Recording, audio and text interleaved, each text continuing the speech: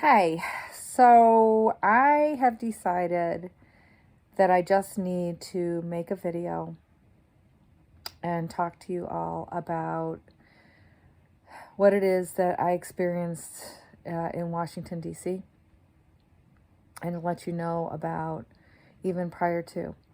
So, about a month prior to going to D.C., I began not being able to fall asleep until 3, 4 o'clock in the morning. God had me blowing the shofar towards Washington, D.C. every single night. And it was always at the same time between 3 and 4. There was a lot of prayer, a lot of, I wasn't even sure if should go, but really felt the Lord calling me to go and decided that I needed to go. And God made a way for me and gave me a place to stay and just really made it very, very apparent to me that I was supposed to be there. The night before, I only got an hour of sleep. I was up all night long, could not figure out why I couldn't sleep, praying, blowing the shofar again. We got there the day before. Again that night, same thing, couldn't sleep. Maybe got 4 hours of sleep that night, praying most of the night, and hit the grounds the following morning, Wednesday morning. And as soon as my foot hit the grassy area where the Washington Monument was, I began weeping. And I did not know why I was crying.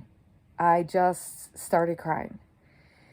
And I was talking to God about it throughout the morning, trying to figure out, what was I feeling inside my spirit.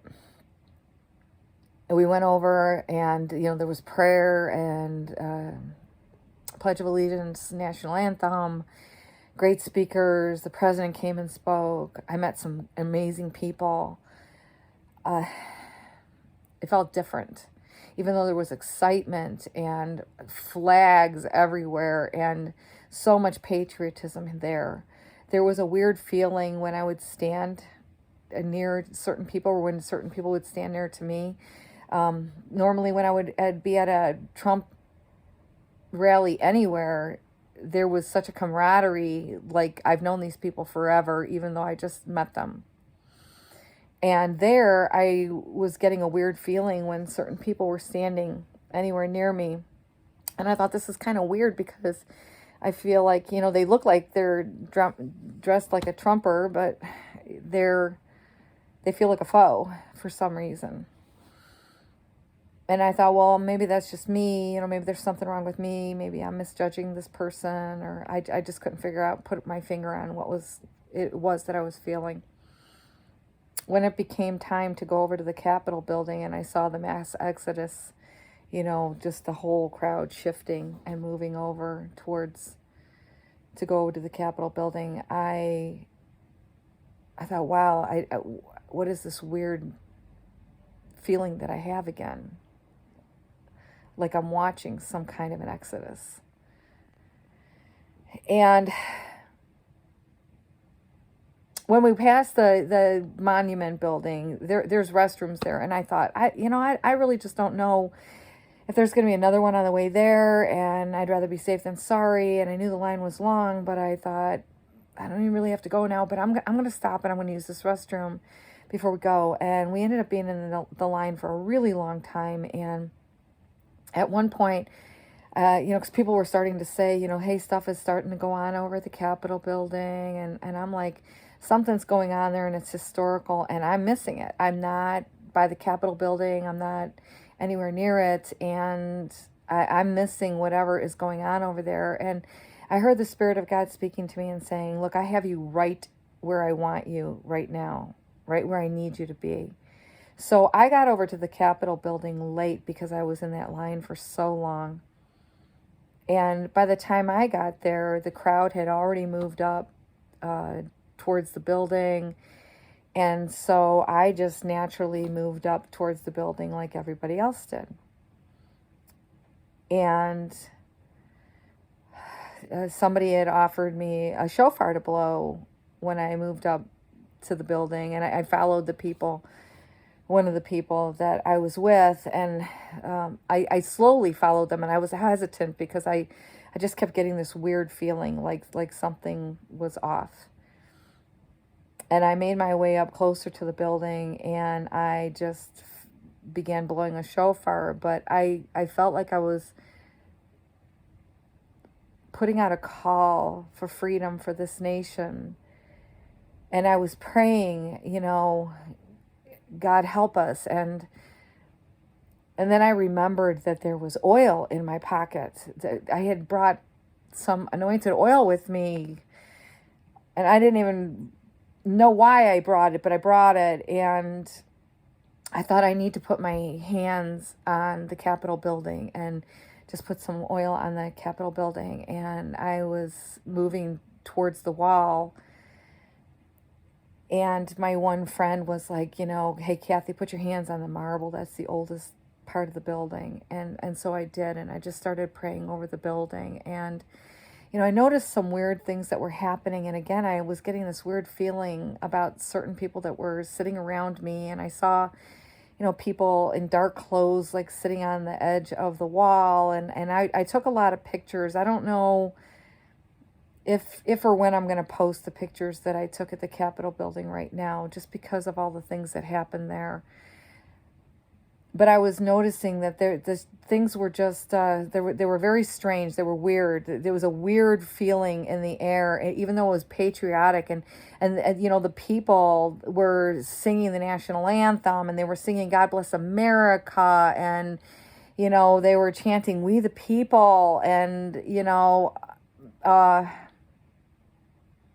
they just wanted fairness and to know that their voices were being heard. And I felt like that was the whole reason why we were there, was we just wanted to let them know, hey, hear us. We just want a fair election, and that's why we're here. We want to make our voices be known. But there was some weird things that I started noticing going on around me. People were handing up empty flagpoles and, past where I was at. And I thought, why don't those flagpoles have flags on them?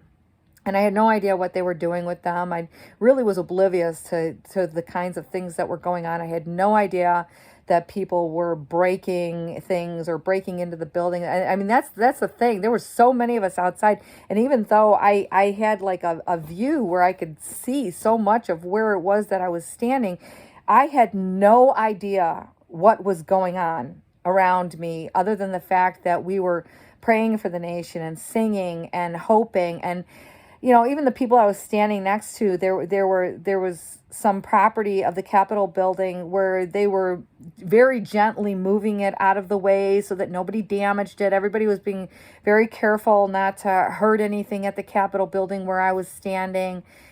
But I kept getting a weird feeling like something was off. And I finally just said to my friends, look, we need to leave. We need to get out of here. Something's wrong. Something's very wrong. And when we started coming down the steps, we heard a recording from President Trump saying that we needed to leave, and that peace needed to come to the Capitol building. And I don't remember his exact words. I just remember him asking us to leave. And at that point, everybody, all the patriots that were around me, they all, it was like being back in the army and the general said, hey, retreat, retreat. And everybody retreated. And that's what I saw. I saw everybody retreating.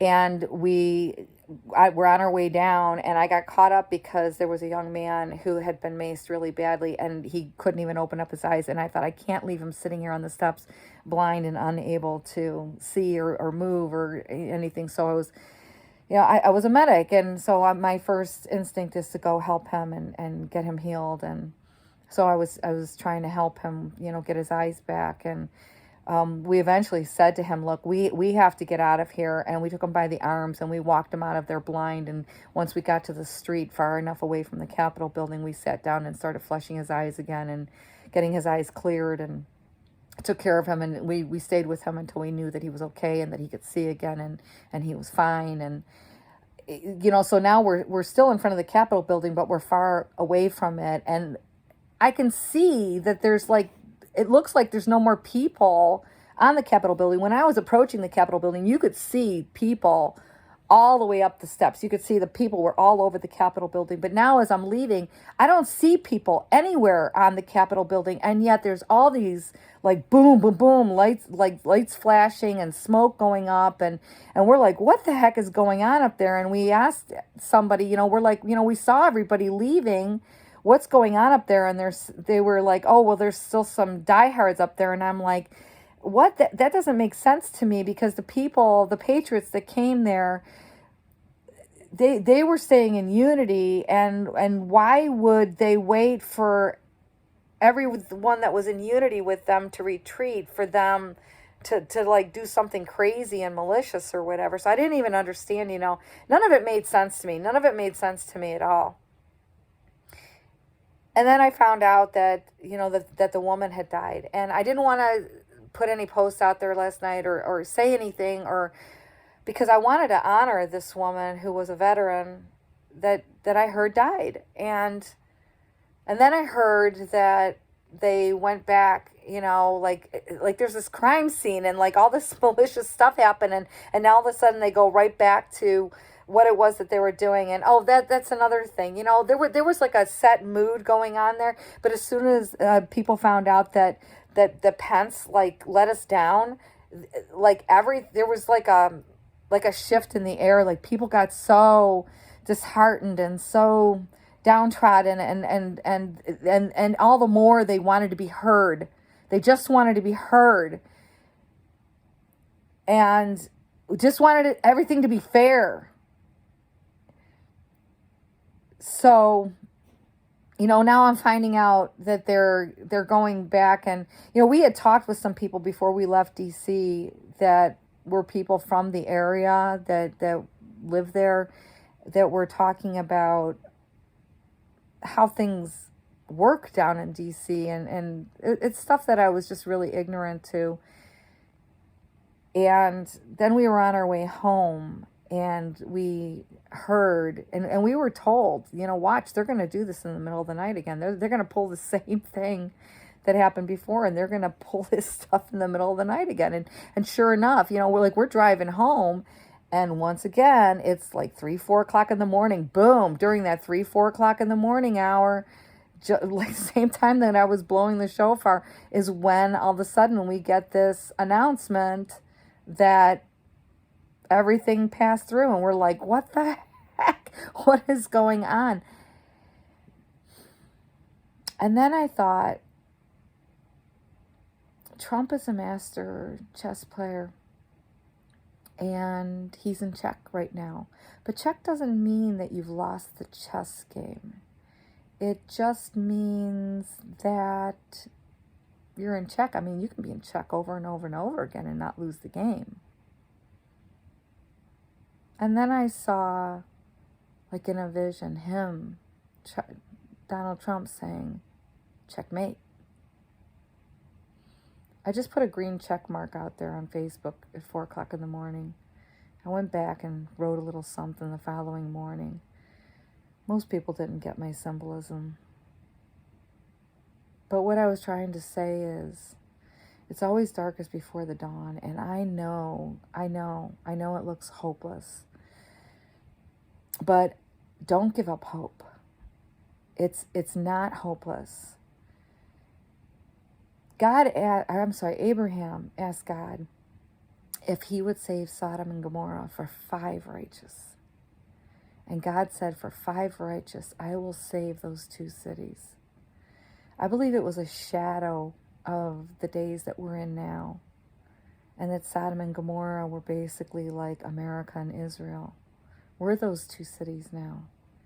And if God would save Sodom and Gomorrah for 5 righteous, and there are literally millions and millions of people that voted for Trump, that are praying for righteousness. Look, I was down there at the return.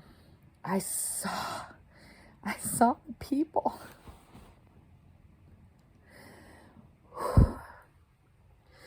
on their face on the lawn of the mall in Washington, D.C., repenting before the Lord, repenting for our nation. We were on the grass, old people that got down on their feeble knees and got their faces in the lawn and repented before the Lord for the sins of their forefathers, for their sins. I felt the wind shift. I felt it blow through us. I knew God heard our prayers. I felt the heavens open over our heads.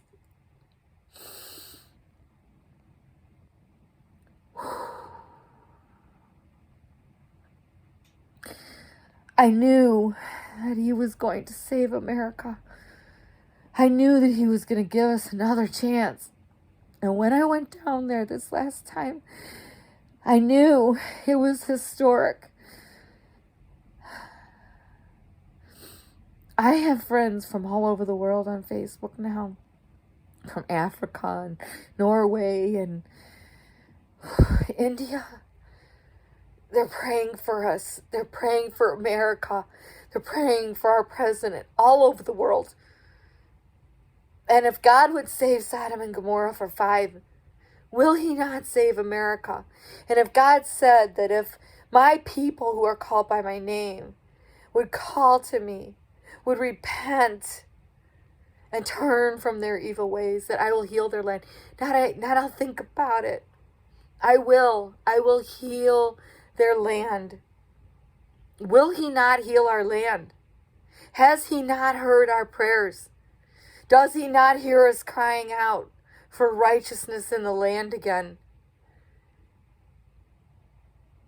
This is not about Donald Trump.